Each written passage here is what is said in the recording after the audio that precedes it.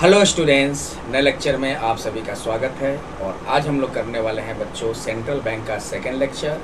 और आज के लेक्चर में हमारा मेन टॉपिक है क्रेडिट कंट्रोल। तो बच्चों, क्रेडिट कंट्रोल होता क्या है? तो क्रेडिट का मतलब सीधा सीधी समझो लोन या उधार। और लोन कौन देती है? कमर्शियल बैंक या कोई भी फाइनेंशियल इंस्टीट्यूशन पब्लिक को लोन प्रोवाइड करवाती है, पब्लिक को लोन अवेलेबल करवाती है।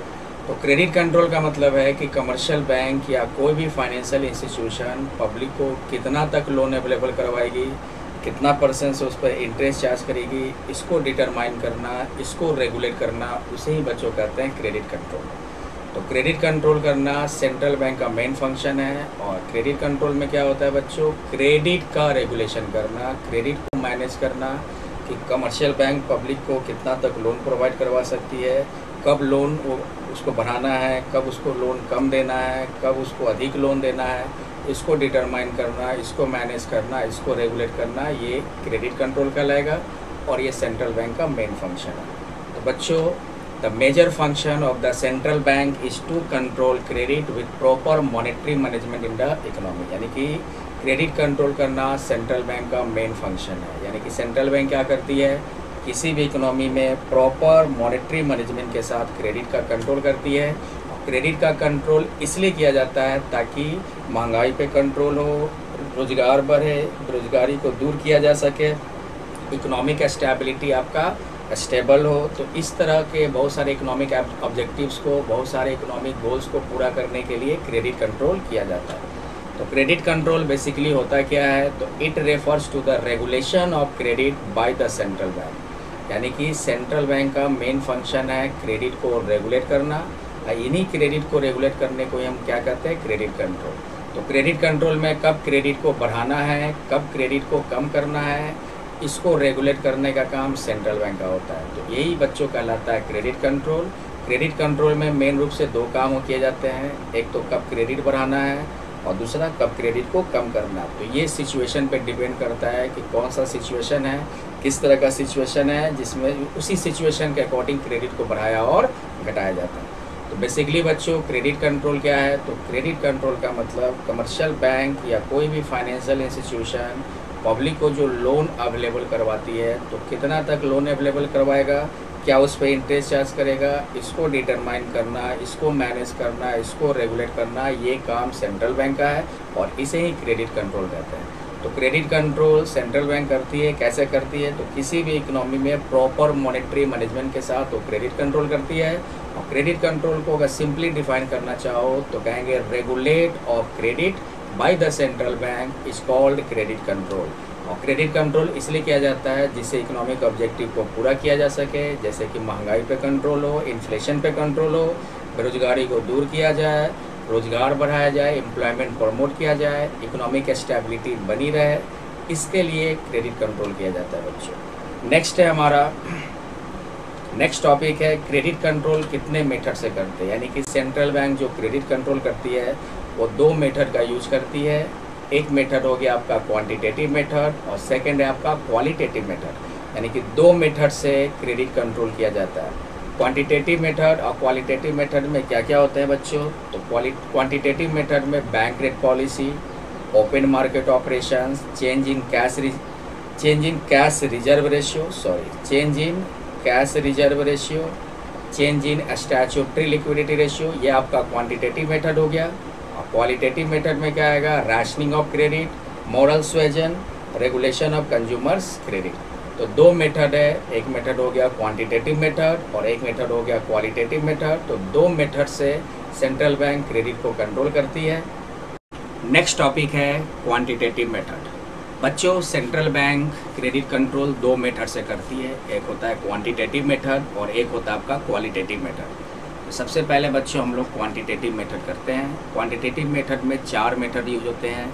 एक होता है बैंक रेट पॉलिसी, एक होता है ओपन मार्केट ऑपरेशन, एक होता है change in cash reserve ratio और एक होता है आपका change in statutory liquidity ratio. तो सबसे पहले क्वांटिटेटिव मेथड में हम लोग बैंक रेट पॉलिसी करते हैं बच्चों। तो बैंक रेट पॉलिसी के माध्यम से सेंट्रल बैंक क्रेडिट को कंट्रोल करती है। Bank rate policy important function है क्रेडिट कंट्रोल करने का। और ये कौन से मेथड में आ जाएगा? Quantitative method. तो बैंक रेट पॉलिसी के माध्यम से सेंट्रल बैंक क्रेडिट को कैसे कंट्रोल करेगी, तो इसके लिए वो बैंक रेट बनाती है और इसी बैंक रेट के आधार पर सेंट्रल बैंक क्या करती है, क्रेडिट का कंट्रोल करती है। तो पहले जानते हैं बैंक रेट क्या होता है। तो बैंक रेट वह मिनिमम रेट होता है जिस पर सेंट्रल बैंक कमर्शियल बैंक को लोन प्रोवाइड करता है। बैंक रेट क्या होता है बच्चों, बैंक रेट वह मिनिमम रेट है जिस पर सेंट्रल बैंक कमर्शियल बैंक को लोन प्रोवाइड करती है। तो इस बैंक रेट के माध्यम से कैसे सेंट्रल बैंक क्रेडिट कंट्रोल करती है, तो दो तरीका है। एक तरीका क्या है कि अगर सेंट्रल बैंक बैंक रेट बढ़ाएगा, अगर सेंट्रल बैंक बैंक रेट बढ़ाएगा, इसका मतलब कि कमर्शियल बैंक भी अपना इंटरेस्ट रेट क्या कर देगा, बढ़ा देगा। तो कमर्शियल बैंक भी अपना इंटरेस्ट रेट बढ़ा देगा, जिससे लोन क्या हो जाएंगे बच्चों, लोन जो है वो महंगा हो जाएगा, लोन डियर हो जाएगा बच्चों। यानी कि अगर सेंट्रल बैंक बैंक रेट बढ़ाती है तो कमर्शियल बैंक अपना इंटरेस्ट रेट बढ़ा देगा। यानी कि अब कमर्शियल बैंक जो लोन प्रोवाइड करेगी उस पर इंटरेस्ट हाई है, जिसके कारण लोन महंगा हो जाता है। जब लोन महंगा हो जाएगा तो लोन का डिमांड कम होगा, जिस कारण क्रेडिट को हम कम कर सकते हैं। तो इसे कहते हैं बच्चों डियर मनी पॉलिसी। यानी कि सेंट्रल बैंक महंगाई को कम करने के लिए, क्रेडिट को कम करने के लिए डियर मनी पॉलिसी यूज़ करती है। इस पॉलिसी में क्या होता है, तो सेंट्रल बैंक बैंक रेट बढ़ा देगा। अब बैंक रेट बढ़ता है तो कमर्शियल बैंक जो लोन प्रोवाइड करती है, जिस रेट पे, जिस इंटरेस्ट रेट पे लोन प्रोवाइड करती है, वह इंटरेस्ट रेट भी अधिक हो जाता है, जिसके कारण लोन महंगा हो जाएगा। जब लोन महंगा हो जाता है तो लोन कम होगा, लोन का डिमांड कम होगा। इसे हम कहते हैं डियर मनी पॉलिसी। इससे क्रेडिट का क्या होता है, कॉन्ट्रैक्शन होता है, लोन में कमी आती है। तो सेंट्रल बैंक जनरली महंगाई को कंट्रोल करने के लिए, इन्फ्लेशन को कंट्रोल करने के लिए बैंक रेट को हाई कर देती है, क्योंकि बैंक रेट हाई करेगा तो इंटरेस्ट रेट भी हाई होगा, तो लोन महंगे मिलेंगे। तो लोन महंगा मिलेगा तो लोन का डिमांड कम होगा, लोन का डिमांड कम होगा तो लोन कमेगा, यानी कि क्रेडिट का कॉन्ट्रैक्शन होगा। एक तरीका है कि सेंट्रल बैंक क्या करती है, बैंक रेट कम कर देती है। तो जब सेंट्रल बैंक बैंक रेट कम करेगी तो कमर्शियल बैंक अपना इंटरेस्ट रेट कम कर देगा। यानी कि लोन यहाँ पे क्या हो रहा है बच्चों, सस्ता हो रहा है, चीप हो रहा है लोन। तो जब लोन सस्ता होगा तो इसका मतलब है कि लोन का डिमांड अधिक होगा, इससे क्रेडिट का एक्सटेंशन होगा, क्रेडिट बढ़ेगा, उधार बढ़ेगा। इसे कहते हैं चीप मनी पॉलिसी। तो जनरली क्रेडिट कंट्रोल में दो काम होता है, या तो क्रेडिट को बढ़ाओ या क्रेडिट को कम करो, और ये काम सेंट्रल बैंक का है। तो सेंट्रल बैंक अगर क्रेडिट को कम करना है तो कौन सा पॉलिसी यूज़ करेगा, डियर मनी पॉलिसी। इसमें क्या होता है, सेंट्रल बैंक अपना बैंक रेट बढ़ा देता है, जिसके कारण इंटरेस्ट रेट बढ़ जाता है। कमर्शियल बैंक अपना इंटरेस्ट रेट बढ़ा देता है। जब कमर्शियल बैंक अपना इंटरेस्ट रेट बढ़ाएगा तो लोन महंगा हो गया, लोन के महंगा हो जाने से डिमांड कम जाएगा, और डिमांड कमेगा तो लोन भी कम होगा बच्चों। इसे कहते हैं डियर मनी पॉलिसी। और सेंट्रल बैंक बैंक रेट को बढ़ाती है ताकि वो इन्फ्लेशन को, महंगाई को कंट्रोल में कर सके। एक तरीका है क्रेडिट को बढ़ाने के लिए फिर क्या करती है बच्चों, तो सेंट्रल बैंक बैंक रेट को कम कर देगा, जिसके कारण इंटरेस्ट रेट भी कमेगा। इंटरेस्ट रेट कमेगा तो लोन सस्ता हो जाएगा, लोन सस्ता होने से लोन का डिमांड अधिक होगा, यानी कि क्रेडिट का एक्सटेंशन होगा। यानी कि यहाँ पे लोन का डिमांड बढ़ रहा है बच्चों, तो इसको कहते हैं चीप मनी पॉलिसी। तो सेंट्रल बैंक क्रेडिट को बढ़ाने के लिए चीप मनी पॉलिसी यूज़ करती है। और central bank cheap money policy को इसलिए यूज़ करती है या बैंक रेट को कम इसलिए करती है ताकि कंट्री में, इकोनॉमी में अधिक से अधिक इन्वेस्टमेंट किया जा सके। तो क्वांटिटेटिव मेथड में फर्स्ट मेथड है आपका bank rate policy. Central bank bank rate policy के माध्यम से क्रेडिट को कंट्रोल करती है। नेक्स्ट टॉपिक है difference between bank rate and interest rate. बच्चों बैंक रेट और इंटरेस्ट रेट में क्या डिफरेंस है, तो कहेंगे बैंक रेट वह मिनिमम रेट होता है, बैंक रेट वह मिनिमम रेट होता है जिस पर सेंट्रल बैंक कमर्शियल बैंक को लोन देती है। और इंटरेस्ट रेट क्या होता है बच्चों, तो इंटरेस्ट रेट कहेंगे वह रेट जिस पर कमर्शियल बैंक या कोई अदर फाइनेंशियल इंस्टीट्यूशन पब्लिक को या कस्टमर को लोन प्रोवाइड करती है। तो बच्चों बैंक रेट और इंटरेस्ट रेट में क्या डिफरेंस हो गया, तो कहेंगे बैंक रेट का मतलब वह मिनिमम रेट जिस पर सेंट्रल बैंक कमर्शियल बैंक को लोन या क्रेडिट प्रोवाइड करवाती है, जबकि इंटरेस्ट रेट का मतलब वह रेट जिस पर कमर्शियल बैंक या अदर फाइनेंशियल इंस्टीट्यूशन अपने कस्टमर या पब्लिक को लोन प्रोवाइड करवाती है, उसे हम इंटरेस्ट रेट कहते हैं। नेक्स्ट टॉपिक है बच्चों हमारा conditions for the success of bank rate policy. Bank rate policy के माध्यम से सेंट्रल बैंक क्रेडिट कंट्रोल करती है। तो बैंक रेट सफल हो इसके लिए कुछ कंडीशन फुलफिल होने चाहिए। तो क्या क्या कंडीशन है बच्चों, फर्स्ट कंडीशन है कि कंट्री का इकोनॉमी जो है वो फ्लेक्सिबल होना चाहिए, क्योंकि बैंक रेट पॉलिसी में क्या होता है, बैंक रेट पॉलिसी में बैंक रेट को इंक्रीज़ किया जाता है, बैंक रेट को डिक्रीज़ किया जाता है, और ऐसा तभी पॉसिबल है जब कंट्री का इकोनॉमी फ्लेक्सिबल हो, तभी हम बैंक रेट पॉलिसी को यूज़ करेंगे, तभी बैंक रेट पॉलिसी आपका सक्सेस होगा। तो बैंक रेट पॉलिसी सक्सेस होने का पहला कंडीशन कि कंट्री का जो इकोनॉमी है वो फ्लेक्सिबल होना चाहिए, फिक्स होना चाहिए। सेकेंड है बच्चों, कमर्शियल बैंक जितने भी है कंट्री में वो सेंट्रल बैंक पे डिपेंड हो। ये नहीं कि सेंट्रल बैंक से भी बड़ा कमर्शियल बैंक हो, तब वो सेंट्रल बैंक की बात नहीं सुनेगा। कमर्शियल बैंक का मतलब होना चाहिए कि वो सेंट्रल बैंक के अंडर में हो, सेंट्रल बैंक के द्वारा कंट्रोल हो। अगर कमर्शियल बैंक सेंट्रल बैंक के द्वारा कंट्रोल नहीं हो, तब कह सकते हो कि बैंक रेट पॉलिसी काम नहीं आएगा। मतलब कि सेंट्रल बैंक अपना बैंक रेट कम कर रही है और कमर्शियल बैंक उसका बात नहीं मान रही है, तब उस केस में बैंक रेट पॉलिसी काम नहीं करेगा, बैंक रेट पॉलिसी सक्सेस नहीं होगा। तो बैंक रेट पॉलिसी सक्सेस तभी होगा जब कमर्शियल बैंक पूरी तरह से किस पे डिपेंड हो, सेंट्रल बैंक, यानी कि सेंट्रल बैंक के कंट्रोल में रहे। सेंट्रल बैंक बैंक रेट कम करेगी तो कमर्शियल बैंक भी अपना इंटरेस्ट रेट कम करेगा, यानी कि सेंट्रल बैंक के अकॉर्डिंग चले, पूरी तरह डिपेंड हो सेंट्रल बैंक पे, तभी बैंक रेट पॉलिसी आपका सक्सेस होगा। और एक है बच्चों आपका इंटरेस्ट रेट जो है वो बैंक रेट के अकॉर्डिंग चेंज होना चाहिए। मतलब कि सेंट्रल बैंक अगर बैंक रेट कम कर रही है तो कमर्शियल बैंक भी अपना इंटरेस्ट रेट कम करे, अगर सेंट्रल बैंक बैंक रेट बढ़ा रही है तो कमर्शियल बैंक को भी अपना इंटरेस्ट रेट बढ़ाना है। ये नहीं कि सेंट्रल बैंक बैंक रेट बढ़ाया और कमर्शियल बैंक जो है वो इंटरेस्ट रेट चेंज नहीं कर रहा है। तो जब इंटरेस्ट रेट बैंक रेट के अकॉर्डिंग चेंज नहीं होगा तो फिर बैंक रेट पॉलिसी सफल कैसे होगा? तो बैंक रेट पॉलिसी सफल तभी होगा जब इंटरेस्ट रेट बैंक रेट के चेंज होने के अकॉर्डिंग हो, यानी कि interest rate should change according to the change in bank rate. तो 3 कंडीशंस कम से कम फुलफिल होने चाहिए, तब जाकर बैंक रेट पॉलिसी सफल होगा। तीन कौन कौन से कंडीशन है? पहला कंडीशन कि कंट्री का जो इकोनॉमी है वो फ्लेक्सिबल होना चाहिए, चेंज होते रहना चाहिए। और सेकेंड है कि पूरे कमर्शियल बैंक सेंट्रल बैंक पे डिपेंड हो और इंटरेस्ट रेट जो है वो सेंट्रल बैंक के अकॉर्डिंग चेंज होती है। ये 3 कंडीशंस कम से कम फुलफिल हो, तब कह सकते हो कि बैंक रेट पॉलिसी आपका सफल होगा बच्चों। नेक्स्ट टॉपिक है बच्चों रेपो रेट। रेपो रेट क्या होता है? तो कहेंगे वह रेट जिस पर कमर्शियल बैंक सेंट्रल बैंक से सिक्योरिटीज़ के बदले में लोन लेती है, उस रेट को हम लोग क्या करते हैं? Repo rate. तो रेपो रेट क्या हो गया बच्चों? रेपो रेट का मतलब होता है वह रेट जिस पर कमर्शियल बैंक सेंट्रल बैंक से सिक्योरिटीज़ बेचकर सिक्योरिटी जमा करके जो लोन लेती है, तो जिस रेट पर कमर्शियल बैंक सेंट्रल बैंक से सिक्योरिटी जमा करके लोन ले रही है उस रेट को कहते हैं रेपो रेट। और इसमें जो लोन लिया गया बच्चों वो सिक्योरिटी बेच कर लिया गया, सिक्योरिटी जमा करके लिया गया, और आगे जब उसको लोन चुकाना होगा तो कमर्शियल बैंक क्या करेगी? लोन चुकाएगी, यानी कि उसको वापस अपना सिक्योरिटीज़ को रीपरचेस करना होगा।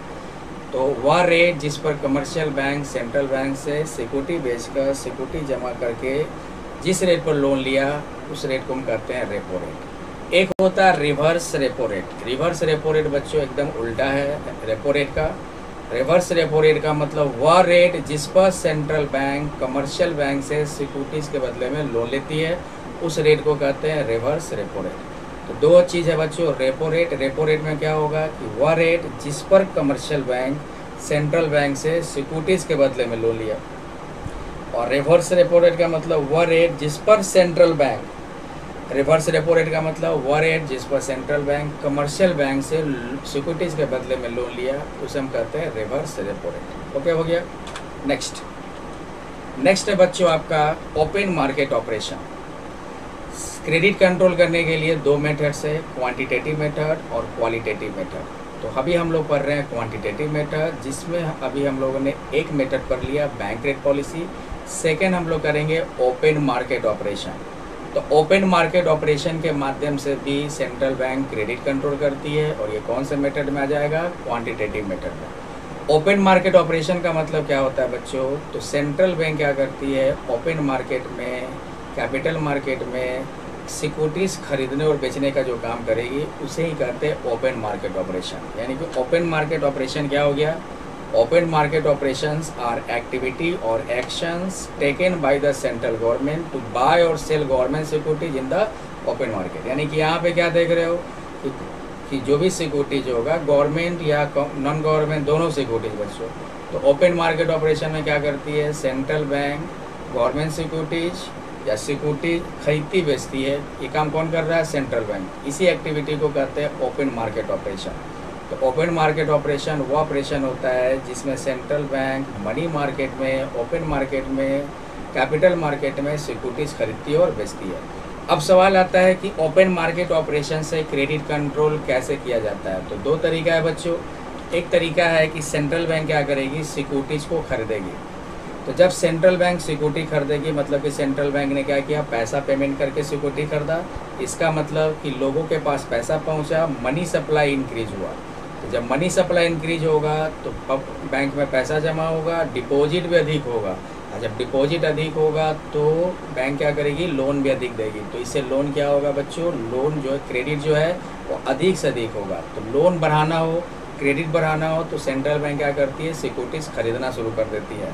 अगर क्रेडिट को कम करना होता है बच्चों, तब सेंट्रल बैंक सिक्योरिटीज़ बेचना शुरू कर देती है। तो जब सेंट्रल बैंक सिक्योरिटीज़ बेचेगी, इसका मतलब क्या हो गया कि मार्केट का जो पैसा है उसने क्या किया? सिक्योरिटी बेचा, और मार्केट का पैसा क्या किया? वो अपने पास रख लिया।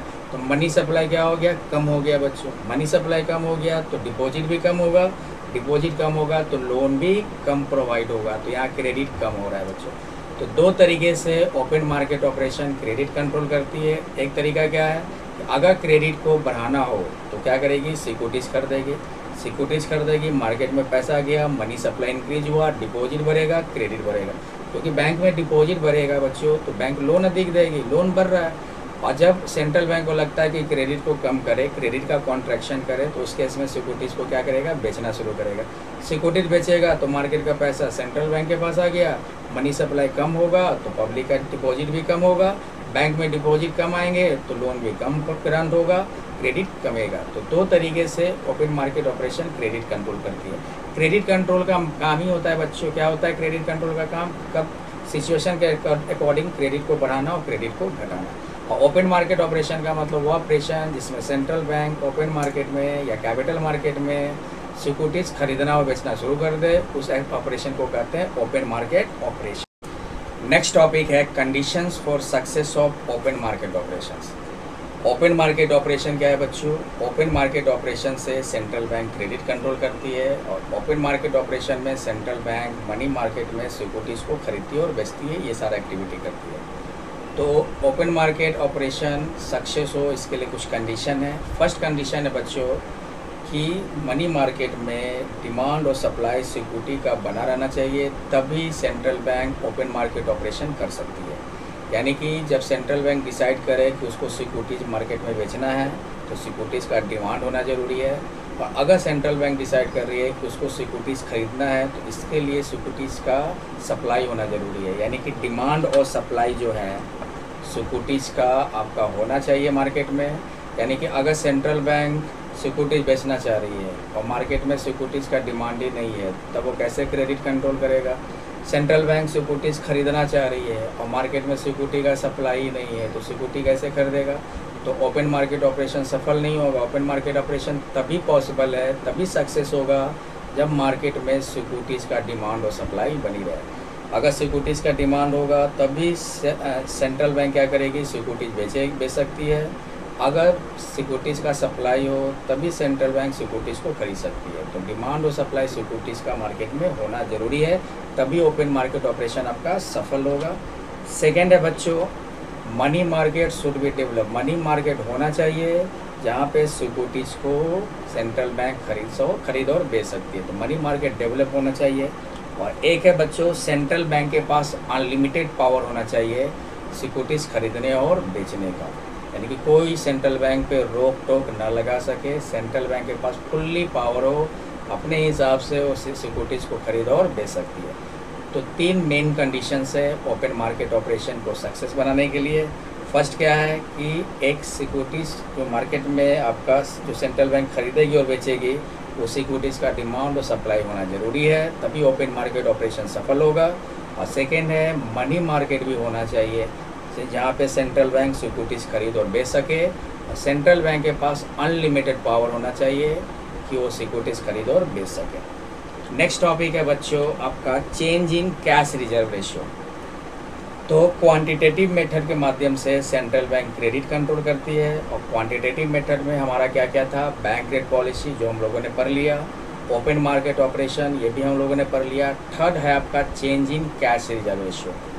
कैश रिजर्व रेशियो क्या होता है, तो देखो बच्चों, अगर किसी कमर्शियल बैंक के पास 100 करोड़ का डिपॉजिट है तो उसको एक जितना उसके पास डिपॉजिट है उसका एक सर्टेन परसेंटेज उसको सेंट्रल बैंक में रिजर्व के रूप में रखना होता है। मान लो जैसे 10%। इसका मतलब हो गया कि 100 करोड़ का अगर कमर्शियल बैंक में डिपॉजिट है तो उसका 10% यानी कि 10 करोड़ रुपीज़ उसको सेंट्रल बैंक में क्या रखना है, डिपॉजिट रखना है, रिजर्व रखना है। तो यही 10% आपका क्या कर लाएगा, कैश रिजर्व रेशियो। तो कैश रिजर्व रेशियो क्या हो गया बच्चों, cash reserve ratio is the percentage of banks total deposit, यानी कि बैंक का जो टोटल डिपॉजिट है उसका परसेंटेज जितना उसको सेंट्रल बैंक में क्या करना है, रिजर्व रखना है। अब सवाल आता है कि कैश रिजर्व रेशियो के माध्यम से कैसे सेंट्रल बैंक क्रेडिट को कंट्रोल करती है। तो दो तरीका है बच्चों। एक तरीका है आपका कि कैश रिजर्व रेशियो को क्या करेगा, बढ़ा देगा। तो कैश रिजर्व रेशियो को बढ़ाएगा तो कैसे क्रेडिट कंट्रोल होगा, तो ध्यान दीजिएगा। अभी मान लो कैश रिजर्व रेशियो 10% है, अगर मान लो कैश रिजर्व रेशियो बढ़ाते हैं जैसे 20% कर देते हैं, इसका मतलब कि 100 का 20%, 20 करोड़ उसको सेंट्रल बैंक में रखना। तो पहले उसको कितना रखना था, 10 करोड़, यानी कि 100 में 10 करोड़ तो 90 करोड़ तो कमर्शियल बैंक के पास था, वो 90 करोड़ लोन दे सकती थी। अभी क्या है कि 20% यानी कि 20 करोड़ उसको सेंट्रल बैंक में रखना है। तो अब उसके पास कितना डिपॉजिट बच रहा है, 80 करोड़। तो अब वो पहले 90 करोड़ में से लोन दे सकती थी, अब 80 करोड़ में से लोन दे सकती है। तो लोन यहाँ पे क्या हो गया, कम गया। तो जब भी सेंट्रल बैंक को लगता है कि क्रेडिट को कम करना है तो सेंट्रल बैंक क्या करती है, कैश रिजर्व रेशियो बढ़ा देती है। कैश रिजर्व रेशियो बढ़ा दिया, इसका मतलब क्या हो गया कि सेंट्रल बैंक में कमर्शियल बैंक का अधिक डिपॉजिट चला गया, यानी कि कमर्शियल बैंक के पास कम डिपॉजिट बचा, जिसके कारण वो कम लोन प्रोवाइड कर पाएगा, लोन कम जाएगा। और अगर सेंट्रल बैंक को लगता है कि क्रेडिट को बढ़ाया जाए तो इस केस में रिवर्स काम कर देगी, कैश रिजर्व रेशियो को कम कर देगा। जैसे मान लो कैश रिजर्व रेशियो 5% कर दिया, तो 100 का 5% यानी कि 5 करोड़ उसको रखने हैं सेंट्रल बैंक में, उसका बच कितना रहा है, 95 करोड़। 95 करोड़ में से लोन दे सकती है। तो पहले 80 करोड़ में से लोन दे सकती थी, अब 95 करोड़ में। तो क्या हो गया, डिपॉजिट अधिक होगा तो लोन भी अधिक ग्रांट करेगा। कमर्शियल बैंक के पास डिपॉजिट अधिक होगा तो लोन भी अधिक ग्रांट करेगा, यानी कि क्रेडिट यहाँ पे क्या हो रहा है बच्चों, बढ़ रहा है। तो कैश रिजर्व रेशियो बढ़ाने का मतलब कि जब क्रेडिट को कम करना हो, कैश रिजर्व रेशियो कम करने का मतलब जब क्रेडिट को बढ़ाना है। तो इस तरह कैश रिजर्व रेशियो में चेंज करके सेंट्रल बैंक क्रेडिट कंट्रोल करती है। और कैश रिजर्व रेशियो का मतलब कमर्शियल बैंक में जितना भी डिपॉजिट है, टोटल डिपॉजिट का कुछ परसेंटेज उसको सेंट्रल बैंक में रिजर्व रखना पड़ता है, उसको हम लोग कहते हैं कैश रिजर्व रेशियो। और क्रेडिट को कम करना है तो कैश रिजर्व रेशियो क्या करेगा, बढ़ा देगा। और क्रेडिट को बढ़ाना हो तो कैश रिजर्व रेशियो क्या कर देगा, कम कर देगा। नेक्स्ट है बच्चों आपका statutory liquidity ratio. Statutory liquidity ratio का मतलब होता है कि अगर किसी बैंक में 100 करोड़ का एसेट है, अगर किसी कमर्शियल बैंक में 100 करोड़ का एसेट है तो उसका एक सर्टेन परसेंटेज, मान लो जैसे 5%, उसका एक सर्टेन परसेंटेज उसको क्या रखना है, कैश में रखना है बच्चों। इसी को कहते हैं स्टैट्यूटरी लिक्विडिटी रेशियो, यानी कि उसको कैश में हमेशा कुछ ना कुछ परसेंटेज रखने हैं टोटल एसेट्स का कमर्शियल बैंक को। तो इसी परसेंटेज को कहा जाता है स्टैट्यूटरी लिक्विडिटी रेशियो। तो statutory liquidity ratio is the percentage of the banks total assets that must be invested in safe, मतलब कि वो कैश में हो, ऐसा नियरेस्ट कैश हो, उसको हमेशा कैश में रिजर्व रखना है एक सर्टेन परसेंटेज। जिस रेशियो में उसको रखना होता है, जिस परसेंटेज में रखना होता है, उसको कहते हैं स्टैट्यूटरी लिक्विडिटी रेशियो।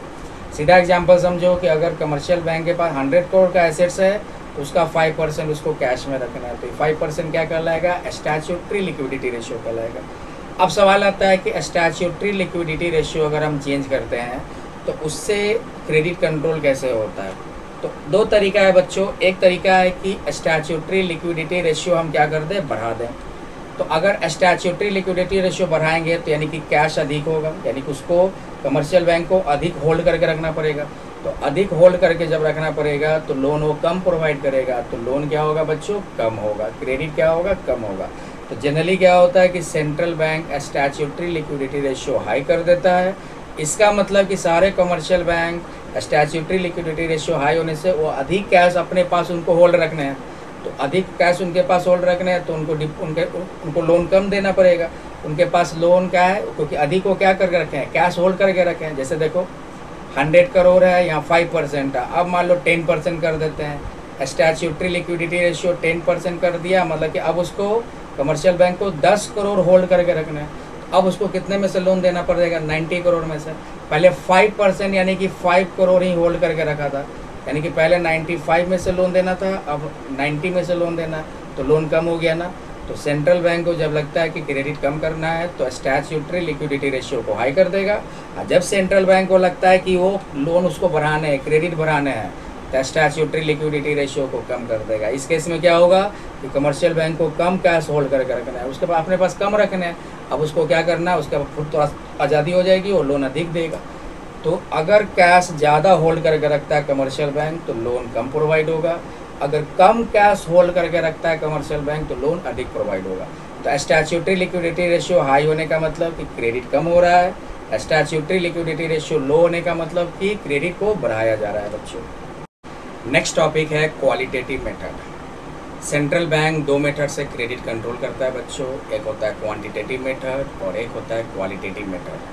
तो क्वांटिटेटिव मेथड हम लोगों का हो गया, अब हम लोग करेंगे क्वालिटेटिव मेथड, जिसमें आपका फर्स्ट है रैशनिंग ऑफ क्रेडिट। तो सेंट्रल बैंक क्या करती है, क्रेडिट को कंट्रोल करने के लिए क्रेडिट का रैशनिंग कर लेती है। तो इसके लिए बहुत सारे तरीके हैं। एक तरीका है कि सेंट्रल बैंक लोन का साइज़ कम कर देगा, जो कमर्शियल बैंक के द्वारा प्रोवाइड किया जाता है। लोन का साइज़ कम करने का मतलब कि अगर कमर्शियल बैंक 10 करोड़ का लोन दे सकता है तो उसको कम करके बोलेगा कि आप 8 करोड़ तक का लोन दो, 9 करोड़ तक का लोन दो। तो लोन के साइज़ को कम करना, इस तरह से क्रेडिट रैशनिंग करके सेंट्रल बैंक क्या करती है, क्रेडिट कंट्रोल करती है। तो फर्स्ट क्या हो गया बच्चों, फर्स्ट हो गया कि सेंट्रल बैंक लोन के साइज़ को क्या कर देगा, कम कर देगा। दूसरा तरीका है कि सेंट्रल बैंक क्या करती है, लोन का या क्रेडिट का एक कोटा फिक्स कर देती है, इतना इस बैंक को इतना लोन देना है, इस बैंक को इतना लोन देना है। तो क्रेडिट का कोटा फिक्स करके भी क्रेडिट को कंट्रोल किया जा सकता है बच्चों। तो एक तरीका ये हो गया कि सेंट्रल बैंक में fix quota of credit to be given to commercial bank, credit का कोटा फिक्स कर देना। और एक तरीका क्या है कि क्रेडिट लिमिट बना देना अलग अलग एक्टिविटीज़ से। एग्जाम्पल ले लो, जैसे मान लो कोई कंज्यूमर है, मान लो कोई प्रोडक्ट खरीदता है, तो अभी क्या देख रहे हो, अभी के टाइम में कि अभी क्रेडिट एकदम अधिक मिल रहा है, अभी आप जितना चाहो क्रेडिट पे सामान खरीद सकते हो। लेकिन इसमें क्या होता है, ईजी इंस्टॉलमेंट, आप लोग देखना ऑनलाइन शॉपिंग में 2 साल का ईजी इंस्टॉलमेंट रहता है। तो क्रेडिट को कम करने के लिए गवर्नमेंट क्या करेगी, अगर क्रेडिट को कम करना तो इंस्टॉलमेंट का जो टाइम है कम कर देगा, बोलेगा 6 मंथ में आपको क्या करना है, पे करना है, या क्या करेगा, डाउन पेमेंट अधिक कर देगा। तो बहुत सारे कारण हैं, बहुत सारे तरीके हैं जिसके कारण क्रेडिट को रैशनिंग किया जा सकता है। तो central bank can fix the credit limit for different activities, अलग अलग एक्टिविटीज़ के लिए क्रेडिट लिमिट फिक्स कर सकता है, क्रेडिट का कोटा फिक्स कर सकता है और साथ में लोन का साइज़ भी कम कर सकता है। तो इस तरह क्रेडिट को रैशनिंग करके भी क्रेडिट कंट्रोल किया जाता है। ये कौन सा मेथड हो गया बच्चों, क्वालिटेटिव मेथड। एक है बच्चों नेक्स्ट आपका मोरल सुएजन, इसको कहते हैं नैतिक दबाव, इसको हिंदी में क्या कहते हैं, नैतिक दबाव। यानी कि कमर्शियल बैंक होता है, सेंट्रल बैंक के अंदर में काम करता है, सेंट्रल बैंक के द्वारा कंट्रोल होता है। तो सेंट्रल बैंक के पास पावर होता है, वो क्या करता है, कमर्शियल बैंक पे मोरल सुएजन के माध्यम से नैतिक दबाव डालकर, रिक्वेस्ट करके, समझा बुझा कर क्रेडिट को घटा और बढ़ा सकता है। इसी को कहते हैं बच्चों मोरल सुएजन। मोरल सुएजन क्या होगा, moral suasion means persuasion, request and appeal by the central bank to the member banks to expand or contract credit as the situation demanded। यानी कि सिचुएशन के अकॉर्डिंग, जैसा सिचुएशन का डिमांड हो कि credit बढ़ाना है, क्रेडिट घटाना है, उस केस में क्या करता है सेंट्रल बैंक, कमर्शियल बैंक पे नैतिक दबाव डालकर मोरल सुएजन के माध्यम से रिक्वेस्ट करके, समझा बुझाकर क्रेडिट को घटा और बढ़ा सकता है। तो इस तरह मोरल सुएजन के माध्यम से भी सेंट्रल बैंक क्रेडिट का कंट्रोल करती है। नेक्स्ट है बच्चों आपका regulation of consumers credit,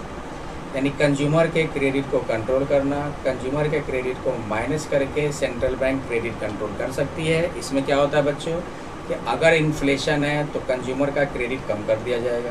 consumer का क्रेडिट कम करने का मतलब कि अगर इन्फ्लेशन है मार्केट में, यानी कि इसका मतलब क्या है कि कोई भी प्रोडक्ट आप खरीद रहे हो उसका ईजी इंस्टॉलमेंट नहीं होगा। इस तरह से समझो, कोई भी प्रोडक्ट आप खरीद रहे हो उसका ईजी इंस्टॉलमेंट नहीं होगा, यानी कि कंज्यूमर का क्रेडिट क्या हो गया, एक्सक्यूज कर दिया गया। अब हर लोग क्रेडिट का मज़ा नहीं ले सकते हैं, लेकिन डेफिनेशन में क्या होता है कि क्रेडिट को बढ़ाने के लिए जिसके पास क्रेडिट बैंक स्टेटमेंट बढ़िया नहीं है उनको भी क्या होगा, क्रेडिट मिल रहा है, उनको भी उधार पे प्रोडक्ट मिल रहा है, वो भी उधार ले सकते हैं। तो एक्चुअली क्या होता है, कंज्यूमर्स को क्रेडिट को रेगुलेट करने का मतलब इन्फ्लेशन के टाइम में कंज्यूमर का क्रेडिट क्या कर दो, कम कर दो, और डिफ्लेशन के टाइम में कंज्यूमर का क्रेडिट बढ़ा दो। जैसे कि मान लो अगर क्रेडिट को कम करना, क्रेडिट एक्सक्यूज करने का मतलब सीधे सीधे निकल जाएगा। जैसे कि मान लो सरकार ने नियम बनाया, सेंट्रल बैंक ने नियम बनाया कि क्रेडिट कार्ड वही पर्सन बनवा सकता है जिसका मंथली इनकम 1 लाख रुपए का हो। इसका मतलब 1 लाख से कम का जिनका मंथली इनकम है उनको क्रेडिट कार्ड नहीं मिलेगा। इसको कहते हैं क्रेडिट एक्सक्यूज करना। क्रेडिट बढ़ाने का मतलब क्या हो गया कि अब कंज्यूमर जिनका इनकम 50,000 रुपया मंथली भी है वो भी अपना क्रेडिट कार्ड बनवा सकते हैं, वो भी क्रेडिट उठा सकते हैं। तो यहाँ पे क्रेडिट को क्या किया गया, कंज्यूमर के क्रेडिट को बढ़ाया गया। तो इस तरह कहते हैं कंज्यूमर के क्रेडिट को कंट्रोल करके क्रेडिट कंट्रोल किया जा सकता है। तो ये था बच्चों आपका क्वालिटेटिव मेथड। अब बच्चों ये पूरा टॉपिक हमारा था क्रेडिट कंट्रोल पे। क्रेडिट कंट्रोल हमारा हो गया, आज के लिए इतना ही रहने देते हैं। नेक्स्ट लेक्चर में जब हम लोग पहुँचेंगे तो उसमें हम लोग पढ़ेंगे रिजर्व बैंक ऑफ इंडिया, और साथ में सीखेंगे हम लोग कि ये जो सेंट्रल बैंक नोट इशू करता है उसके क्या फ़ायदे होते हैं, और कुछ और भी टॉपिक सीखेंगे सेंट्रल बैंक का। तो सेंट्रल बैंक का आज का लेक्चर मिलाकर टोटल 2 लेक्चर्स हो गए बच्चों। एक और लेक्चर हो जाएगा तो आपका सेंट्रल बैंक पूरा कंप्लीट हो जाएगा। तो ये लेक्चर आप लोग देख लोगे, उम्मीद करता हूँ कि आपको समझ में आया होगा। अगर नहीं समझ में आया तो इसको दोबारा रिपीट करके देख लो। सब कुछ तो आपका मिला है, सब कुछ अच्छे से हमने बोल दिया है।